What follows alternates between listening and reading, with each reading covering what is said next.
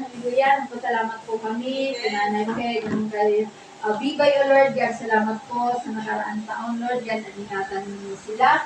At ngayon po, Panginoon, sa kanilang journey, O Lord God, hallelujah, ikaw po kasama nila, saan naman silang dadalhin, O Lord God. Huwag mo silang iwanan man, iyong pababayaan man. Pangako mo po sa kanila, O Lord God. Thank you po, Panginoon, din nakasama Jesus Christ. Thank you, God, for the wisdom that you always impart for them, for their lives, God, to be continue serving you until you come.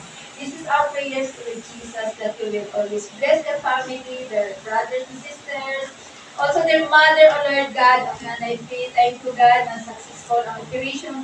O Panginoon, walang imposible sa iyo. Dami panalangin, nandito po kami, O Lord God. Pero yung inyo pa na Espiritu Santo, pinas po, Panginoon, yung mga doctors na nag-oopera sa kanila, hindi ka ng karunungan, Panginoon, gagaling sa iyo. Kaya naligtas po ang kanyang mother, si Nanay Dilig po, Panginoon Jesus. Kaya Lord, we pray together na aming samot dalangin, Panginoon, ay tinatanggap ko sa iyong kalawalhatian.